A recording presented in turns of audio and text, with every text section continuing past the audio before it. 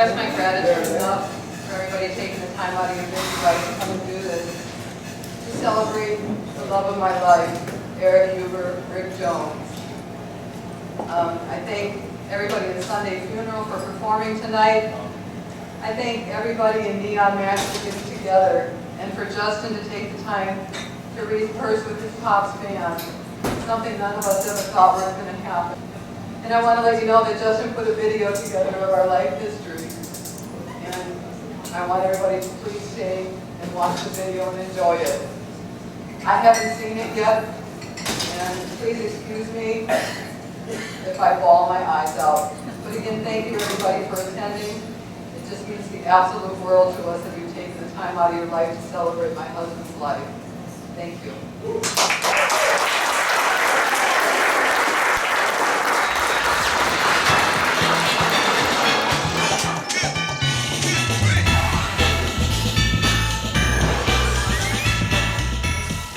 Eric Helmut Huber was born in Providence, Rhode Island on January 3rd, 1958, to Bavarian parents that immigrated to the United States after World War II. Lottie attended culinary school in Munich.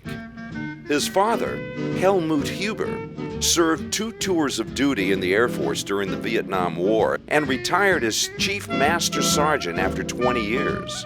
Eric was a hyperactive child who spoke fluent German and English and often got into trouble.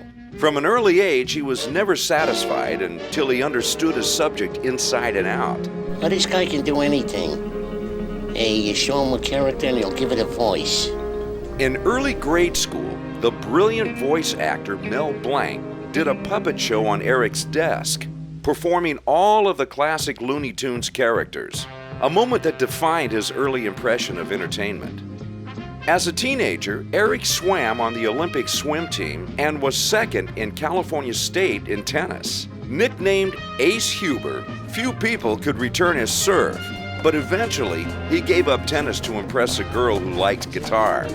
Eric was left-handed, but learned to play on a right-handed guitar.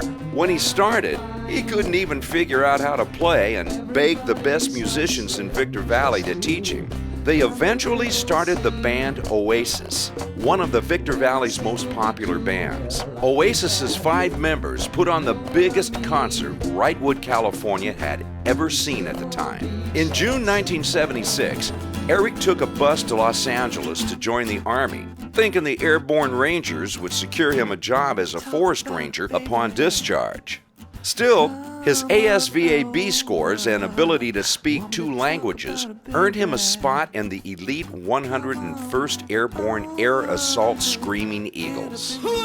His commanders nicknamed him Sunshine for coming to boot camp with a blow dryer. Upon returning to civilian life, Eric worked for Rand McNally. Working security in studios at Las Colinas in Irving, Texas, Eric met and worked alongside many celebrities. Some highlights include Jimmy Page, Robert Plant, Priscilla Presley, Charlton Heston, James Taylor, Cyndi Lauper, Genesis, Devo, and on one fortunate occasion administered life-saving CPR to Eagles guitarist Joe Walsh. This band has been on before and got a great response. You like them, so we're giving you another taste. This is a brand new one from Neon Max from Q102's Texas Tape. Neon Max worked with ZZ Top and was set to open for them on their Afterburner World Tour. However, personal commitments would make that an impossibility. In 1984, Eric met his future wife and the love of his life, Stephanie Ellis. Stephanie and Eric married and moved to Milwaukee, Wisconsin to help Stephanie raise her son, Justin Ledesma.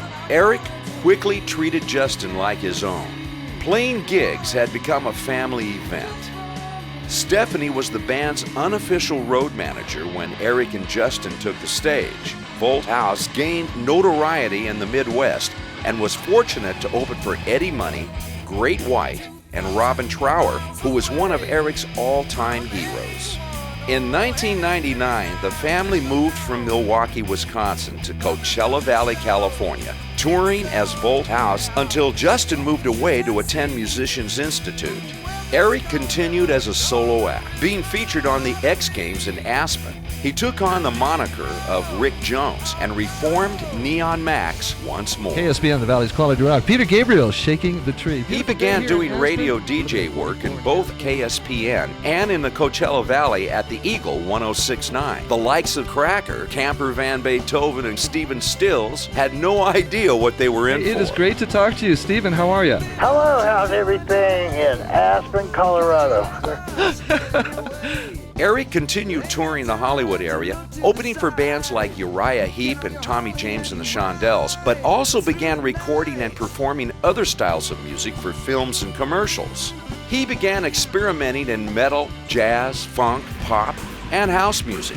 His already varied musical prowess took on a fuller, more well-rounded quality, and by 2013, he had recorded no fewer than 10 more albums. Eric wasn't chasing fame anymore. He was playing music because he loved it, and it was in his heart.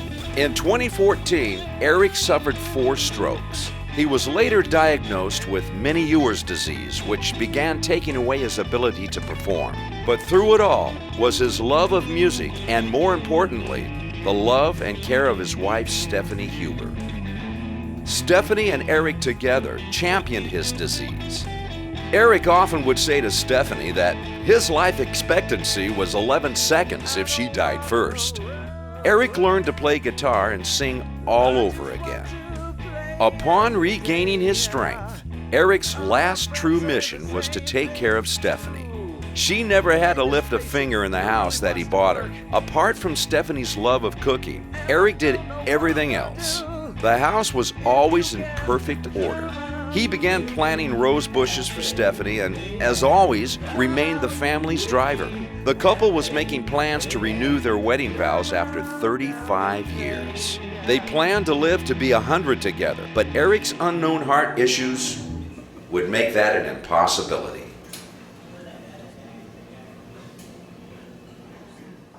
Justin and Stephanie, and I was very sorry to hear that Eric had passed away. Eric was the person who, when I met him, was like, oh, you want to do all this? Well, you have to do this. You're going to need to get a job. You're going to need to get a real guitar, and this is what is going to be expected of you, to be in a group.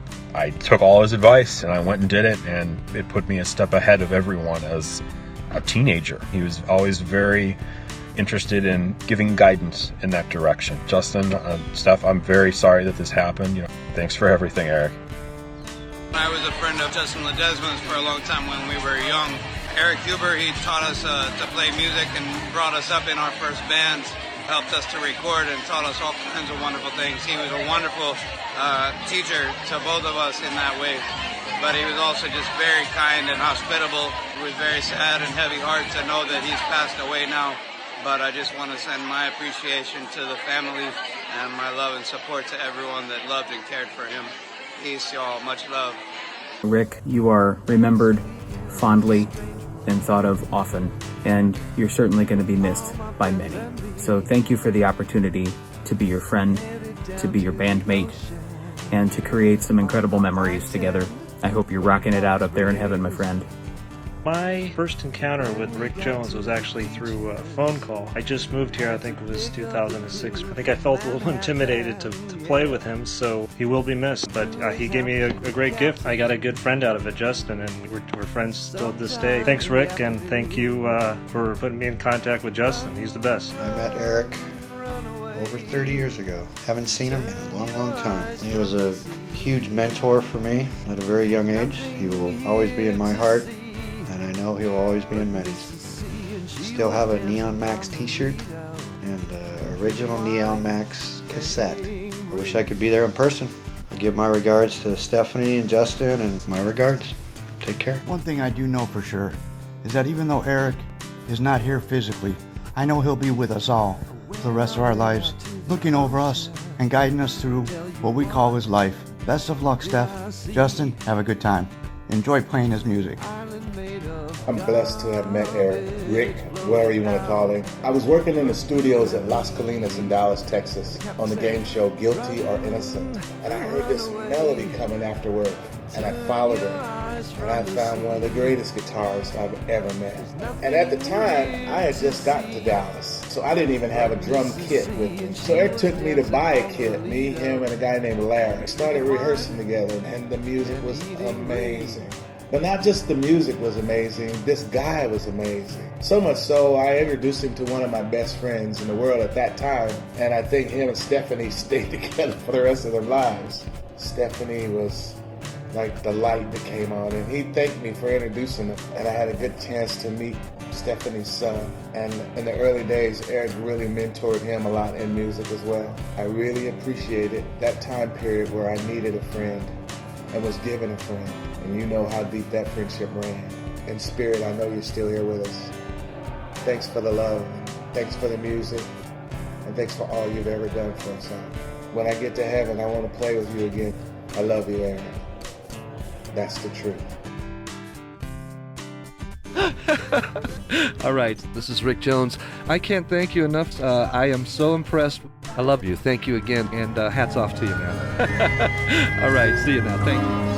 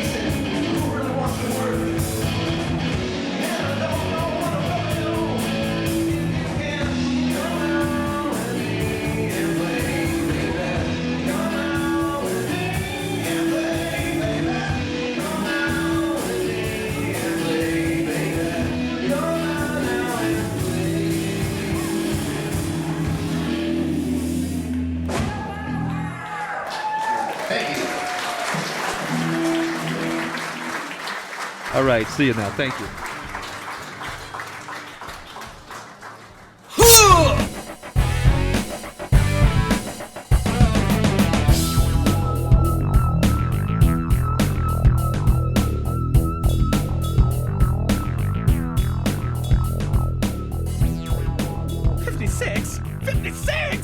Oh man, now that's all I can think about.